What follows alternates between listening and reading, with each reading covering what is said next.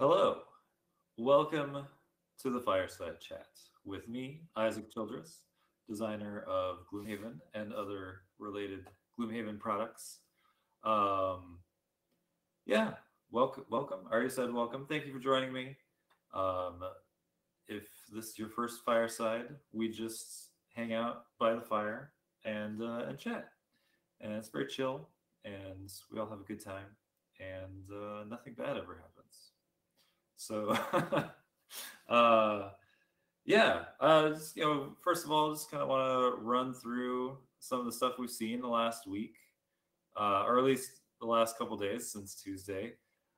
So yeah, we saw there was a Penny Arcade stream playing Frosthaven, which was super fun. I got to participate in that, and I also wrote like this really cool scenario for them that I thought was really cool. Anyway, like the mechanics, the extra rules, I feel like were fairly simple, but they provided some interesting dynamics. Where basically we were playing around in an old arcade building, and so you could go up to one of the machines and like spend an action to like put a token in it and get some like weird random arcade effect.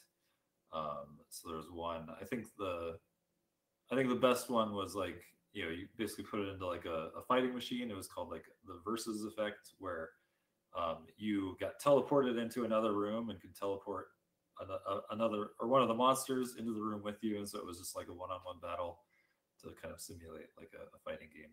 Anyway, there was lots of like weird stuff like that going on, so that was fun to watch and fun to play. Then we also had an interview with Gaming Rules. Paul Grogan over at Gaming Rules is a good friend of mine, and so I just sat down with him for a chat. And I don't know if you like these fireside chats. I feel like it was very similar to that.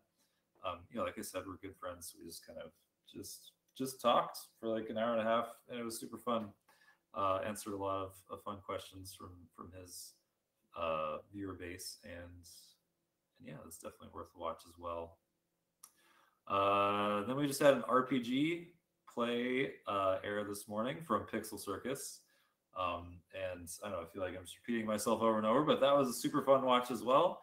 I didn't participate in that one, but they got a great cast that was just very entertaining. I was like sitting in their sound booth listening to them, and they kept telling us to shut up because we were laughing too much. So yeah, that's kind of what went on the past couple days. Now next Tuesday would be the next fireside chat, but that is July 4th, so we are taking that day off. Drew, one of the designers of Gloomhaven Second Edition, is not taking that day off because he lives in France and he doesn't believe in the 4th of July, I guess. So he'll be streaming a play of Gloomhaven Second Edition in the morning, but he's going to be doing that by himself because the rest of us believe in the 4th of July. But yeah, there'll be no fireside chat that day. So next time you'll see me next to the fire will be in a week. But there will be some other stuff coming down the pipe. Is it pipe or pike? I feel like it's pipe. Pipe makes sense. It's coming down the pipe, but in my mind I'm thinking pike. Anyway, yeah, we've got a pretty exciting announcement on Wednesday, so you'll have to stay tuned for that, and we'll have some fun stuff going on around there. But I'm not going to tell you any more about that. Gotta wait till Wednesday. It's going to be exciting though. But yeah, over the weekends we've also got another Frosthaven play from Pixel Circus, and also tomorrow we'll be airing the episode of the Old School RPG where I GM a group of my high school friends to play the Gloomhaven RPG. So that'll be airing tomorrow. We just finished shooting that. It was pretty cool. We got into some combat, got lots of attribute checks going on. I think it was pretty good indication of the system as a whole. So that's fun. Look forward to that. Yeah, my son is out at the park or something, I think, so he's not interrupting us, which is both good and bad. He's super cute, so always fun to bring him on. But yeah, I was talking with our guests backstage a little bit, and mentioning that my goal. So right now, my son walks like with me holding one of his hands. So he walked with two hands for a while. I got him down to one hand, and my goal before the campaign ends is I want him to be able to walk on his own. Because like the day after the campaign ends, we're heading up into the mountains for a family vacation, where there's a lot less, I don't know, flat surfaces for him to crawl around on. I don't really want him crawling around in the dirt. I want him to be able to like walk around. Anyway, so that's the goal. I will update you on that goal as we progress. But for now, that's probably enough idle chatter. Let's bring on our two guests for this evening, for this fireside chat. I want to bring two longtime collaborators to Cephalofair Games. They helped develop Jaws of the Lion. They did all the events, or almost all the events in Jaws of the Lion, and also were an instrumental part in developing the initial 5 scenarios that were kind of the tutorial that everybody loves so much. And then they also helped with Frosthaven, writing the events for that, and also developing a lot of the town mechanics and other stuff. Anyway, we brought them on for Gloomhaven 2nd edition to just fully rewrite the story, do all the events. So they're like in charge of the narrative of Gloomhaven 2nd edition. So yeah, let's bring them on and talk about that. Hi, everybody. Hey, Yeah, folks. we have Zachary Cohen and It's me. Alexander Theo Harris, Hi. 2 of the members of Satire. So where did Satire come from?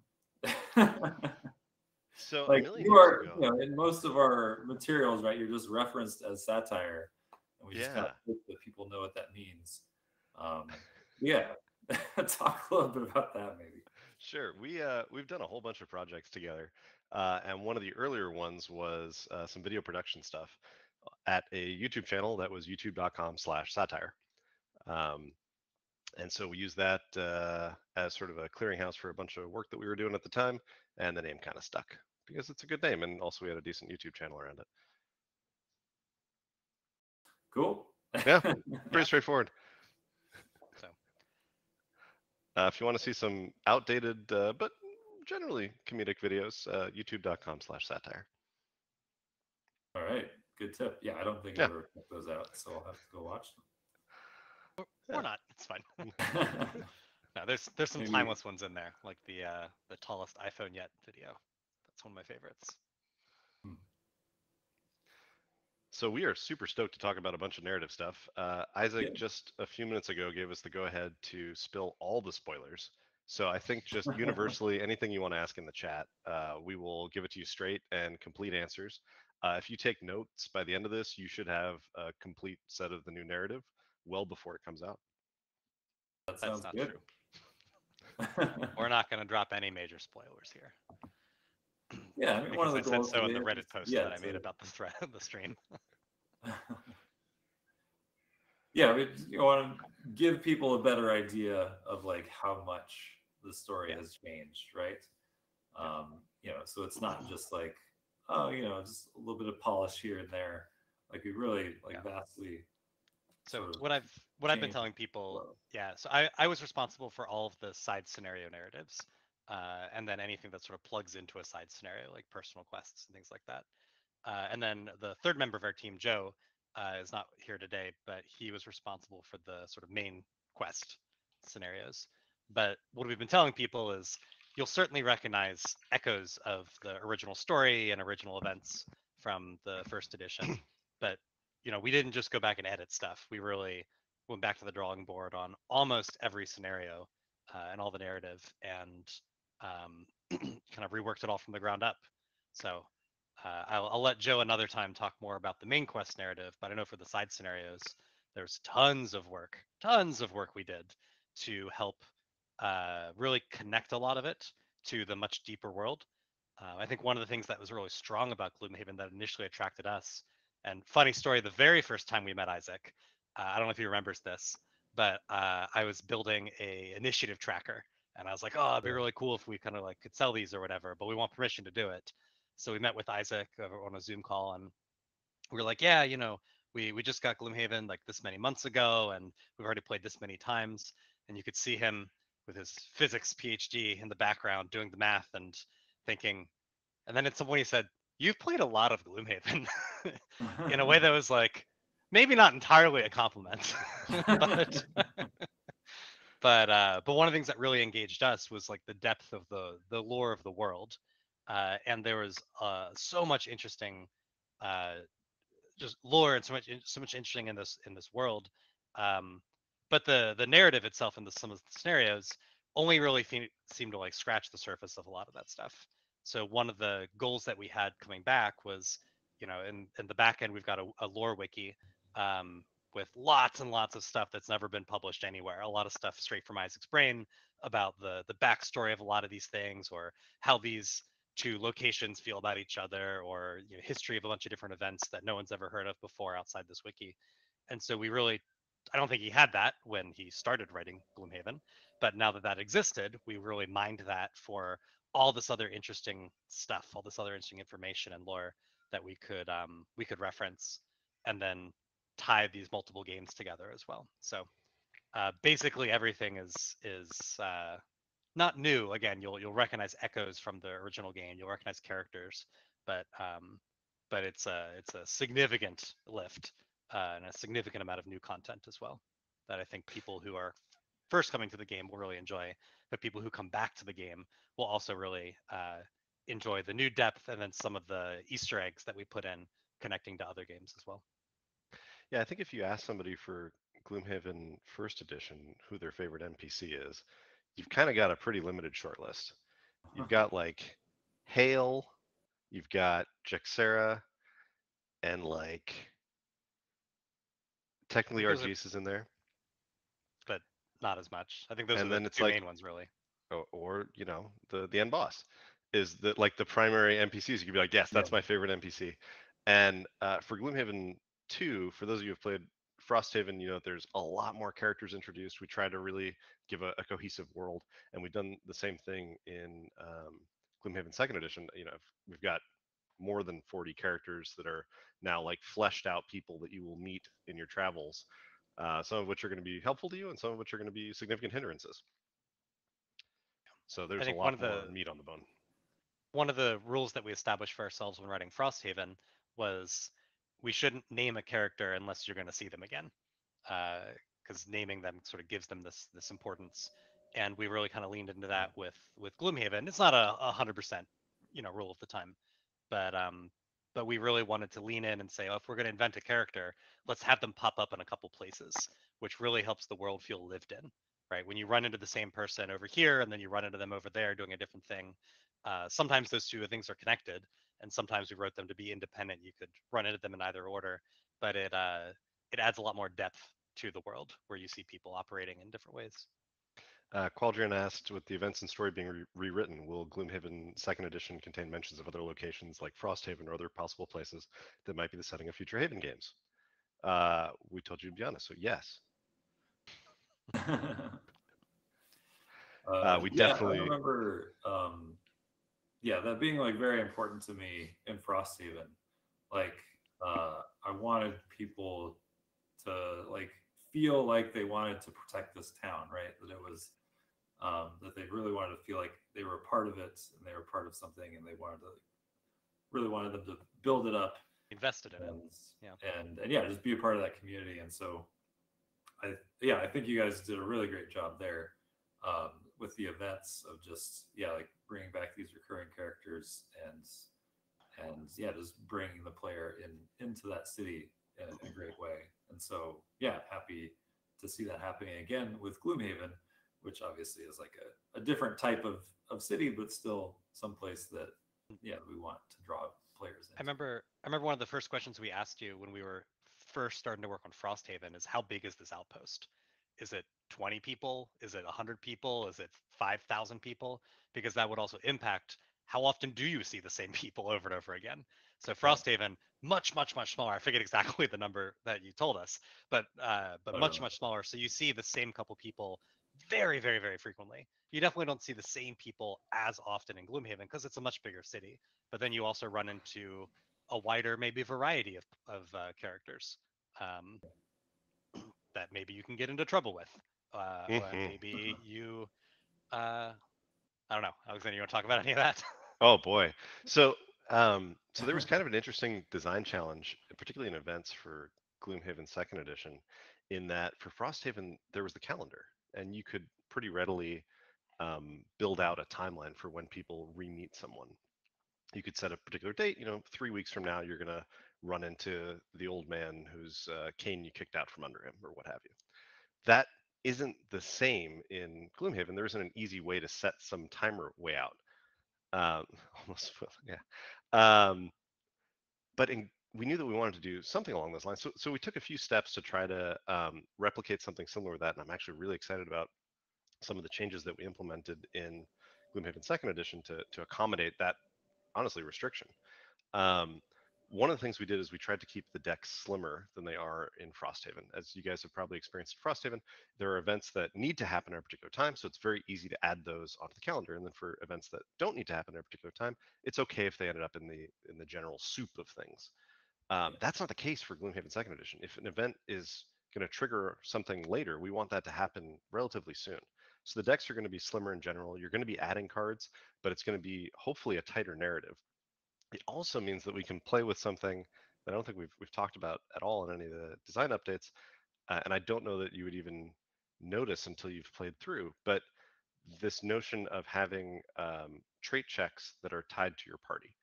So we've done away with party achievements in the way that they were before.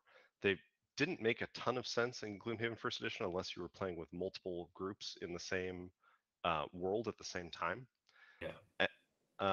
So to simplify it, those are removed, but the spirit of that lives on in this new notion of the ability to gain traits from the events and from the scenarios that you experience. So it might be something that your characters individually gain a trait. Eagle-eyed people who Uh, played Frosthaven so a might temporary notice. trait, not like your chaotic or strong or intimidating sort of traits. Mhm. And that trait is going to go away when that character retires. So it's tying into that whole system. In some cases, that means you get a really positive trait that you want to keep for longer because it might benefit you in the future. And in some cases, you might end up with a really negative trait on your character, individual character, that you want to retire faster to get it away from you. So there's some fun stuff that we play around with that that I'm really excited for people to see. All sorts of things that I think are exciting surprises for particularly the event side of the stuff. There's a lot fewer rolling events as well, and so you won't see the same events that come up over and over and over again. And there you will see a couple events that maybe you'll recognize, but maybe we did some cheekier things. So we sort of recognized that a lot of people were like, "Oh no, it's like this is the 15th time I've pulled this particular event," and maybe that will be there. Maybe there'll be some surprises this time when you pull it. So I can speak a little bit to that. Uh, Gloomhaven 1 had 160 events. Gloomhaven 2 has 180 events. And of that 180, 17 are from original Gloomhaven. Hmm. Two of them are wholesale the exact same card that was in Gloomhaven 1, pulled over verbatim. 15 of them were modified to some small mechanical extent or to some larger thematic extent. And the rest of it, whatever that is, 163, are all new. So totally new stuff that you have not experienced before. So even if you're experiencing something that you have seen before, I think you're going to find that there's twists on these things, and the vast majority of the time you're going to be pulling totally new content. Hmm. I really enjoyed the twists where we're sort of winking at the people who played Gloomhaven First Edition, and Yeah. the people who play Second Edition are like, "Oh yeah, this is a great event. This makes a ton of sense. I get it, whatever." But if you've played the First Edition, you're like, I see what's happening here." So there's definitely a couple things throughout events and even some side scenarios and narrative where we're winking at the people who played First Edition and saying, "Hey, we know this is similar, but it's a little different too." Well, now people want to know which two you kept. I feel like It's the that's berries, right? You kept the berries. So your question should be, did we keep both berries? And the answer is no. Oh, So we'll have to So see. good luck figuring out which two. It is not the two you'd expect. I'll tell you that much. One of them is my absolute favorite card from Gloomhaven One. I think it's a perfect event. I'm going to say which one that is. We're here to talk about spoilers, right? Isaac, I'm not sure how much he's sweating. I can't quite tell. oh no, I'm interested to know what you think is If the it's an perfect event, event that I wrote I in think the Gloomhaven One. perfect event from Gloomhaven One Yeah. was the Craghart's retirement event. I think that is Oh the yeah. perfect event. I love it because it has a beautiful mechanical effect and it plays on the idea of what you as a player want versus what your character wants. And it's so nice to have this opportunity to cycle this event knowing that there's an ongoing detriment. The only benefit to you is the RP sense of it. And it's just perfectly designed. I love that event. So that is one of them. Cool. Yeah, I like that event too. And it's so um, sad, like when you choose the other option. Oh yeah. You know that you're just letting him down. Oh, it's beautiful. I love that event. So yeah, not a we word on that has changed. when we were working on Frosthaven events, um, we loved the events in Gloomhaven. We thought that was one of the coolest parts of the system, and we thought that there's so many more places that that whole system could go. So as we were working on the events for Frosthaven, we wrote a series of guidelines for ourselves to follow. Yeah. Um, and I think that I posted them somewhere. I feel like it was on Board Game Geek like 3 years ago or something, but maybe we can post them again sometime for anyone else who's interested in writing events, I especially think it anyone was in like like an the custom update. content community. I think I definitely Maybe it was posted one of on a the updates. Frosthaven update at one point. Maybe Like that's what it was, yeah. yeah, we're talking about it. But a couple of my sort of favorite ones from there were proactive versus passive. So there were a lot of events in Gloomhaven that people talk about being like do something or don't do something.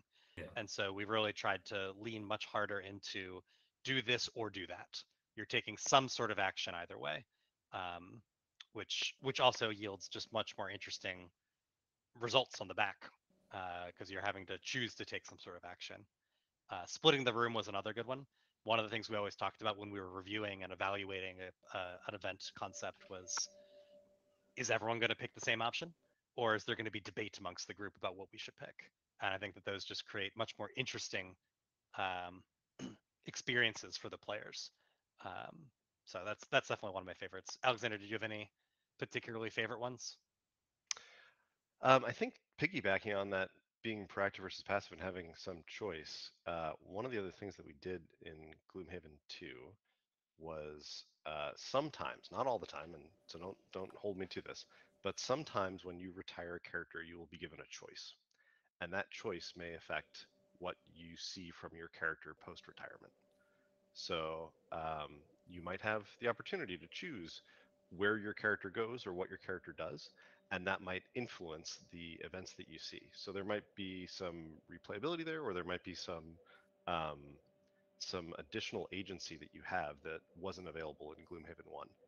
Um, so there's some fun stuff we did playing with that.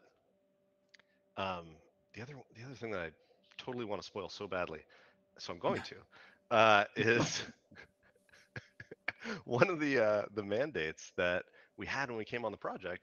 In Frosthaven, Zach and I spent a tremendous amount of time working on the tiering system for personal quests to make sure that personal quests, you ended up unlocking buildings at appropriate times and all sorts of things. What we didn't touch in Frosthaven was much of how personal quests themselves actually function. We worked on the tiering and making sure that the outpost side of it made sense and functioned probabilistically correctly, but Yeah. the personal quests were effectively what they are in Gloomhaven, and um, and I really wanted to take a hammer to some of the stuff in the personal quest system for Gloomhaven 2. And one of the mandates we had was don't don't go too far. We want this to be simple. We want this to be Gloomhaven in every respect. We want it to feel like Gloomhaven. We don't want to like outdo Frosthaven uh, in some of these things. And so I said, okay. We're not gonna totally revamp the way personal quests work. Fine.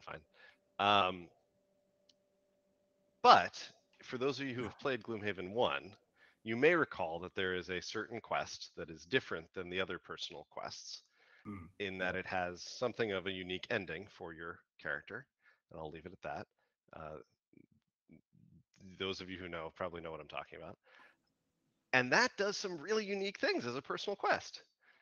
So, knowing that there was at least one other place that this kind of thing shows up, it seemed totally appropriate that we could at least make things that good, and nobody could possibly complain about that. So there are now 3 other quests that are on a similar tier to that very unique quest in Gloomhaven 1. The original quest from Gloomhaven 1, Zach did a great job cleaning it up and making it pretty exciting. Yes, don't worry, it's still there. Still there. It's one of our absolute favorites.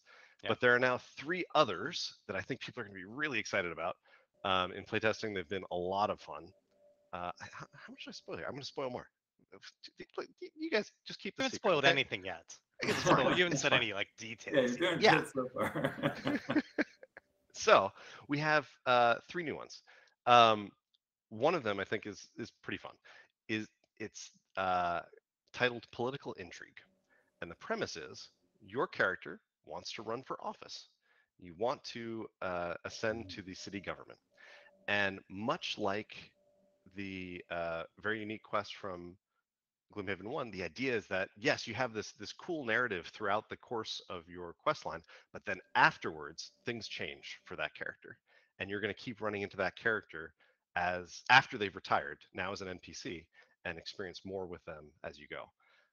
So we've have these what we call deluxe personal quests that have an expanded narrative around them, more events, scenarios, that kind of thing, that lets them become like an integral part of the way that the city continues to function.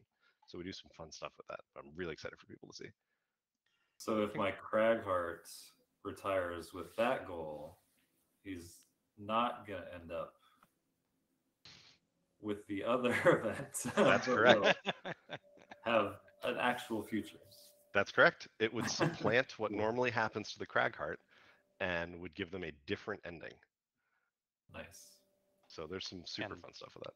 and I think that concept is a nice lead in to talking about the reputation Mm. stuff a little bit. So I think there's an update that our compatriot posted a couple days ago on the Backer Kit update about the reputation system.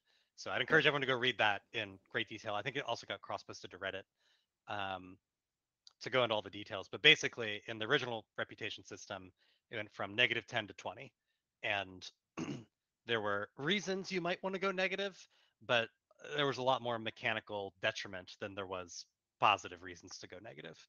And it was just kind of difficult to continue to go negative. So some people wanted to do it from a role playing perspective, but you always have to balance in a game like Gloomhaven, which is not a role playing game. You have to balance the role play aspect with the mechanical effects. And at some point, you're like, why are we role playing this? We're just making this harder for ourselves.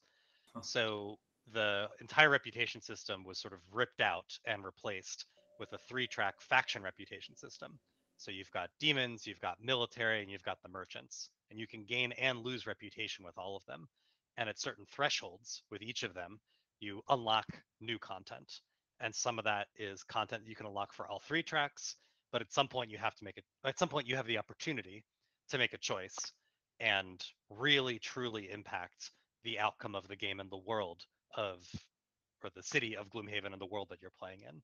And that was one of the other pieces of feedback that we heard many, many times with Gloomhaven is, I did all these crazy things in this world, and then I pull an event and it looks like nothing ever happened. Or I keep playing through more scenarios and no one really ever references it. So one of the things that we did with the new reputation track is once you get to a certain threshold, if you choose to go past that threshold, you're really sort of like throwing in your lot with this faction, and you're really, really putting them at the top, and really just kind of destroying those other factions in a lot of ways. Not completely, but they're no longer in the running for for running Gloomhaven. And then it unlocks a whole bunch of unique content. So some of that content is truly unique. Only that faction gets access to faction-specific items, which I'm pretty sure Isaac has talked about in the past, so I'm not spoiling anything, and other faction-specific things. But there's also a couple scenarios that we did some interesting things with, where because we know we were always very careful about locking away scenarios. We know that's the most exciting thing in Gloomhaven. That's why you're there. It's why you're sitting at the table. So we really wanted to be careful not to lock away scenarios and say you can't play these because you chose to do this. So we did some interesting things with the narrative of those scenarios. So you may still play the same physical mechanical scenario, but you may get to it a different way, and you may meet different people while you're there, and it may have a different outcome depending on what faction you threw in with. So that was sort of one of our attempted solutions to let people still play the scenarios that they want to play, but still make it feel like you've impacted the world, and the world is truly different based on your decisions and your yeah, your decisions and actions. Nice. Um, so you mentioned, we don't have a calendar in Gloomhaven, and that was one tool that wasn't at your disposal. But one tool that we did have, right, is the section book mechanic, which I think, right, is very helpful. So like even just for instance, like when your character retires, it's not just like, yeah, shuffle this random card into the deck. It's read this section in the section book, and like you said, that could lead to a decision or whatever else. And so I don't know, what are some of the other ways you kind of were able Yeah, to use there's the section book to oh we used the crap out of that section book. We're huge And fans of the section book. huge fans, huge fans. And I do want to after saying that, but before I go any deeper, I do want to say we also were big fans of paying attention to word count. So while there's a lot more narrative in the game, a lot more deeper narrative in the game, we also were very aware that most of the time when you're reading this, it's either just before you're ready to play and like you're ready to sit down and play Gloomhaven, so let's not read 15 or 20 minutes of narrative, yeah. or it's 2 o'clock in the morning and oh my god, that scenario took so much longer than we thought. I'm so tired and I just want to go home and go to sleep. Oh my god, I've got like 9 more pages to read before we can do that. So we did pay a lot of attention to word count in our narrative, but the section book let us do really cool things like personal quest cards, right? They're roughly this big, roughly playing card sized. You can't fit a lot of words on here, especially when you also need half of it as mechanical text, and also like a third of it was taken up with art. Um, so we were able to kick out to a section book after you maybe achieve the goal, which has a paragraph or two of additional narrative and additional flavor to better understand like why am I doing this, or what happened when I did this, or how do I get to the scenario that this personal quest leads to, um, without having to also cram all of that narrative into the scenario text as well. So there's a lot of things we did with personal quests and the section book to give you more immediate reward for completing a personal quest or for starting a personal quest or getting to some particular stage depending on the personal quest. It works a lot of different ways. Um, and then also it's a thing that you can look back to. So you say, okay, I'm looking at my list of open scenarios that we've unlocked. Let's go do scenario 84. And then you start reading the intro to scenario 84 and you're just like, I don't remember how we got here or how we unlocked this scenario. I don't remember anything about this. And so that section book item is a sort of in between that you can go back to read and give you that extra context as to how you ended up in that cave. um, Whereas before we'd either have to cram that into the scenario itself, which just means less room for narrative and less room for lore, um, or you just end up in a cave somewhere and you don't really know how you got to the cave and you don't really know how the personal quest connected to you ending up in this cave. Qualdrian had a good question. Will still be obvious what you unlock with the personal quests, and we made sure people unlock different things with different quests. The way that quests are tiered is going to be slightly different, so you're less likely to hit something that your friend also drew at the same time. So there will be benefits around that, and yes, you still will know which one you're going to be unlocking.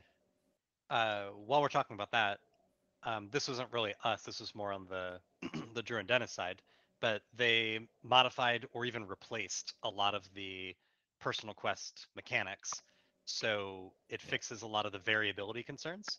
There were some that maybe you could complete in 3 or 4 scenarios, and there were others. I've certainly heard stories of someone who played 25 or 30 scenarios and they just couldn't find that last stupid drake they had to kill, or they'd pulled their personal quest and they'd already completed all the crypt scenarios. So they just play until they think to look online and then find a random forum post from some guy who's like, oh, yeah, that happens. Here's some other random crypt scenarios we made for you to play. So we solved a lot of the problems of people getting stuck with their personal quests as well. And just to put a bow on what Zach mentioned there, all personal quests will now either end with a scenario that has its own ending, or they will end with unique additional narrative in the section book. Some sort of reward. Yeah. Mhm. Other than just, okay, I killed some things and now I guess I retire. Yeah. That's awesome. Yeah. Yeah. You were talking about the section book. I guess one other interesting thing to mention is random side scenarios. So previously you'd Right. do something and it says get a random side scenario, and you'd go and you'd get a random side scenario and then that's it. So we wanted to create a little more tie into the world there. And so now when you would draw a random side scenario, it's on something that's we can talk about that, yeah. It's Frosthaven style, yeah. Yeah, I guess that's fine to talk about then. Yeah. So we can you pull essentially like an item card. It's like roughly the size of an item card, and it has an object on it. It could be a scroll or a faded map or a backpack or something. And then it has you unlock a small section book entry, which gives you some context. Um, Usually not how you found that object, because there's a lot of different ways that you can unlock side scenarios. So we had to sort of Yeah. dance around that, which was very difficult to write around. Uh, Very incredibly difficult to write around. But it's like, you have this object. You say, you pull up the knapsack you came across, which is sort of pushed to the side how you came across it, and then you find something in the knapsack, and that sort of gives you the lead in to that random side scenario. So even the random side scenarios have deeper narrative ties to the rest of the game now than they did before. Yeah. So that was similar to Frosthaven, which I think was definitely an improvement over Gloomhaven. Where it wasn't even an object or anything. Yeah, you just pull a card and it's like, this is your scenario. And then I think in the introduction text to those scenarios, I would try to like give you some context. Yeah. But that might have been, weeks or months after you unlocked it. And so it's like, yeah. and there just isn't that much room in the intro section. Right, yeah. Yeah. It was just like, I'll give you Yeah. a paragraph of like, Yeah. that ancient book you found led you to this library. Yeah. One of the other things we used the section book for pretty liberally was trying to extend the lifespan of some of the cycle cards in particular. So cycle cards being cards that do get added back into the deck. Obviously, most of them are not like that anymore. Most of them are going to be one and done. But we do have a handful that are meant to be hit over and over, and the goal is to make them worth the time that it takes to go through them over and over. So there should be some underlying reason to keep hitting these cards. And one of the ways that we're able to give a little bit more lifespan to that is by using the section book. So, for instance, there's an event where you're in the Sleeping Lion, and as a play on some of the event chains in the original Gloomhaven, you get into a bar fight. And as part of that bar fight, you pick a challenger to step up to the plate. And based on the challenger you pick, you go to the section book and have different results based on your ancestry or other features of your class. So it's one way that it's a single card. You're going to hit it several times, but hopefully each time you hit it, you have some opportunity to see different results from it and give it more of a lifespan. So we're trying to use the section book in ways that really add to the flavor.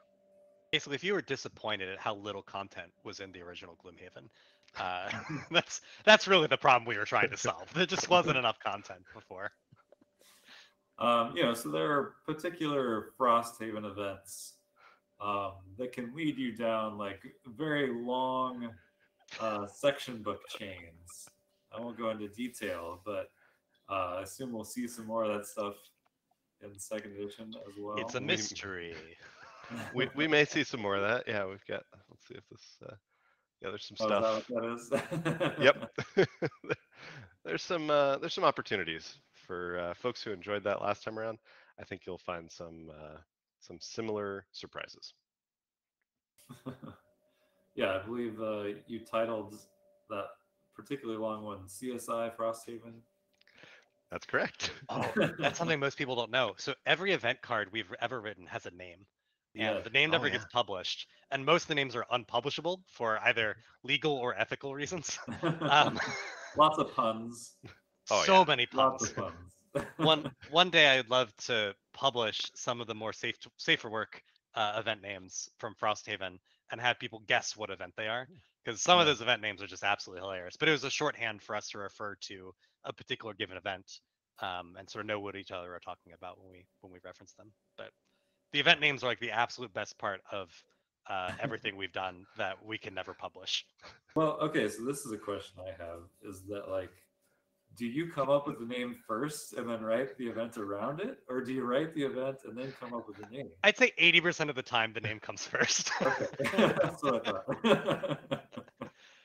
A lot of time Yeah. the events is like a it's like the context or the thing. I don't know. There's an Alexander, why event. don't you read off a Yeah, couple?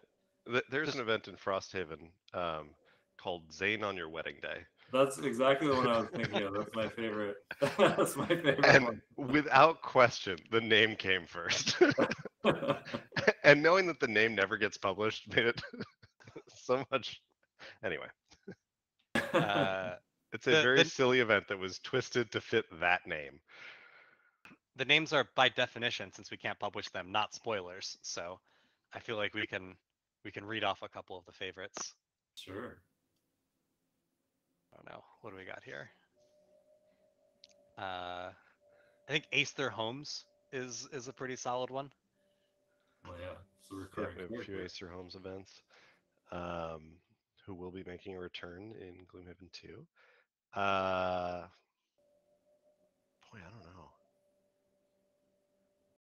There's a lot. There's just a lot.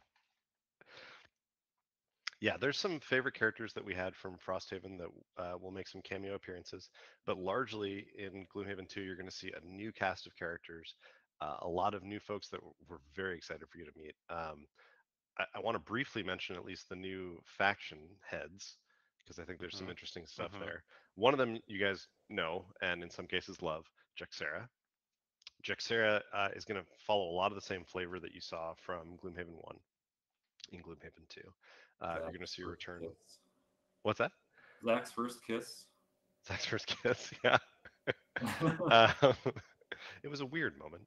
It was a standee and a boy. And anyway, um, we also have a returning character in the what was formerly the captain of the guard is now the First Shield Harmon.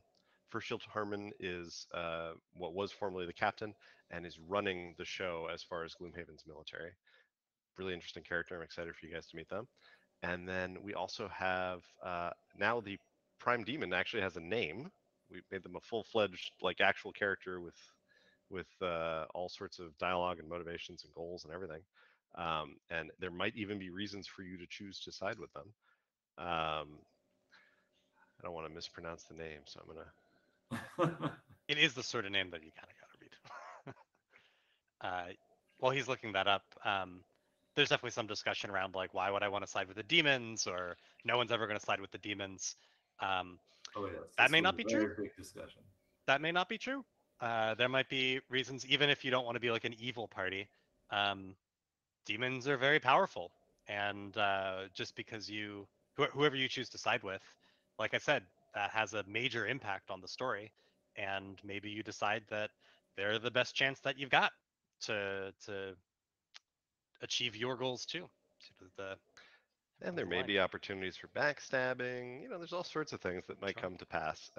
Yeah, I think it's going to be the goal is to make it a really compelling narrative that you're playing through and you're actually talking around your table about what you want to do next and have it be a real meaningful decision, not just black and white cookie cutter. That person's evil. This person is good. Here's what we're going to do. We want you to have those discussions and have to make some hard choices, honestly.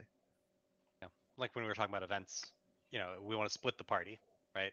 If there's an obvious answer, there's an easy answer. That's less interesting. So it's just always much more interesting to give your NPCs actual motivations and actual reasons to do things. And maybe you agree or maybe you don't. that there's a rationale that you can make for sort of any of those decisions that you end up having to make. It's for a more interesting game. Yeah. So Crimson Kurenai asked about a timeline. Yeah, I mean, I think the official timeline is, the Gloomhaven happens first, and then Forgotten Circles, and then Frosthaven happens after that. But it's all like very, like not long after one another.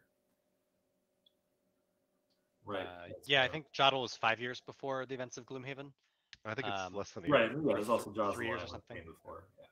And then Frosthaven takes place shortly after. Yeah. I think they're all within 5 years of each other. Are ambiguous decisions where you can never know if you did good or bad? Yes. We definitely try to play with that in Frosthaven in particular. There was a few times where you would make a decision, add a card, and not know if you got the good card or the bad card based on what you did, or the good section book entry or the bad section book entry, with the intent to preserve some of that experience for a potential future playthrough. That definitely occurs in Gloomhaven as well. There will be times where you make a decision and it's not super clear if you did this right. It's just part of their story and help weaving the playthrough that you're going through at that time. There's some fun stuff. I'm so excited for people to play through this. Like I know that there is some apprehension around like, well, is it worthwhile to repurchase this and go through something that I've already experienced? And I've heard people saying like, well, you should have put this time towards making a new thing. And the reality is this is a new thing. Like if you have experienced Gloomhaven before, I think that you're going to find that this is a very new experience. It's going to hit similar themes. You're going to have some classes that you recognize, and you're going to have some characters that you recognize. But the reality is you're going to be playing through this and seeing it with fresh eyes. And I think particularly if you enjoyed the first edition of Gloomhaven, this is an opportunity for you to re-experience that and have new surprises all the way along, because we expect that you've seen some of these things before, and we're going to play with that in ways that make it compelling for you again. Ninja Gamer asks if there's references to anything from TV shows, movies, to books to other board games in 2.0. I'm not exactly sure what you mean. I don't think we make any references to TV shows or movies. I don't think there's a couple little things I can't specifically remember, but I know there's maybe a spot where there's some song with yours.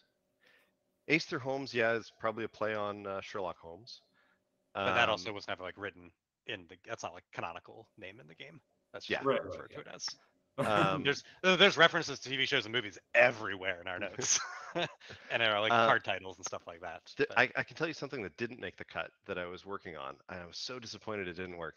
I was trying to make an event card where you were effectively playing a game of love letter in the course of a single event card. And the idea was you were trying to deliver a note between two star-crossed lovers.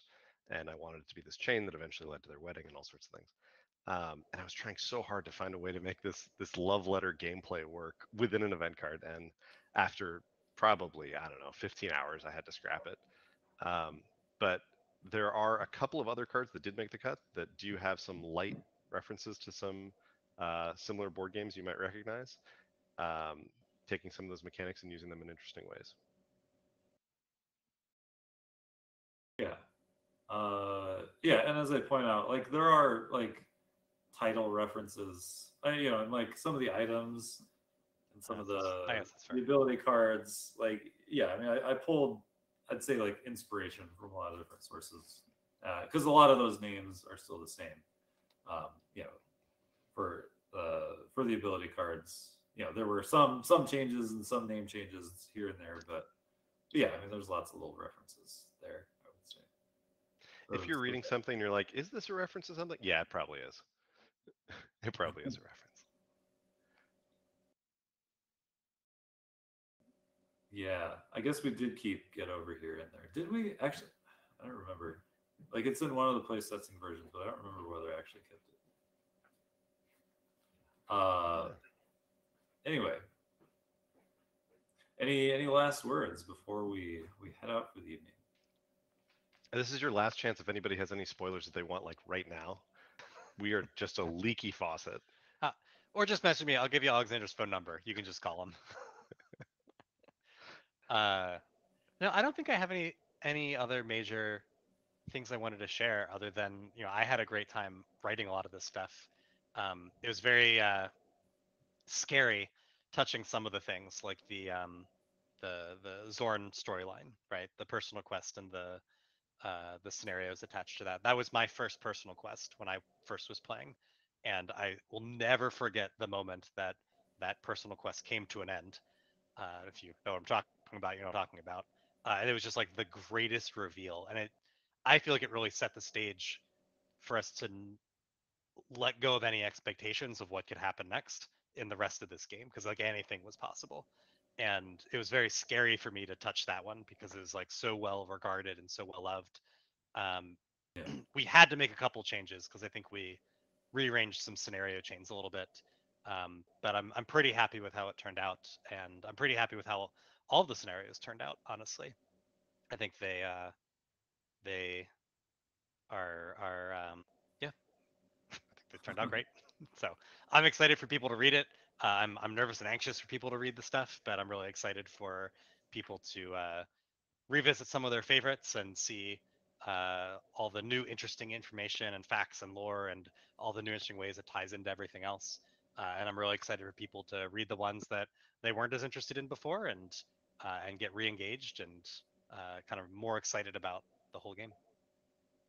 I'm Awesome. excited for the first time that somebody pulls a card that they think they know and then realize that they did not know that card. Yeah, it's gonna be great. So you guys we're doing a round table with the all three of you sometime later next week. Mhm. I don't remember when that is, Maybe but that's happening, right? Do you remember the details? I think it's around the 16th, maybe. 16th. Here, maybe pull up. at the very least, Joe will be making it to talk more about the main quest storyline and the main narrative changes because he used to work for Pathfinder writing for them, and he's done a lot more like professional industry writing than either Alexander or I have, and so he took responsibility for like the big 50s plus scenario interweaving mishmash, mixed all together. It can be done in different orders, but the narrative still has to make sense. He took responsibility for like that entire thing and just like knocked it out of the park. Just did such a great job. So he'll be by in I think about 2 weeks to talk a lot more about all the main quest narrative. Yeah, I hope I didn't steal too much of your thunder there with this talk, but I'm sure you guys have a lot more to talk about. So We got plenty. all right. Well, thank you so much for Thank you. stopping by the fireside. Thanks for chatting with us. Yeah, Yeah. thanks. So we'll bring it back to the fire, which is still raging. And yeah, I don't have much more to say. Yeah, I know somebody had some RPG questions, but yeah, I need to run and talk to my wife before 5 o'clock, which is approaching quickly. So we're gonna call it a day here. Like I said, Tuesday we're gonna be off for the fireside, and I will see you back here on Friday, where we will have lots more interesting things to talk about.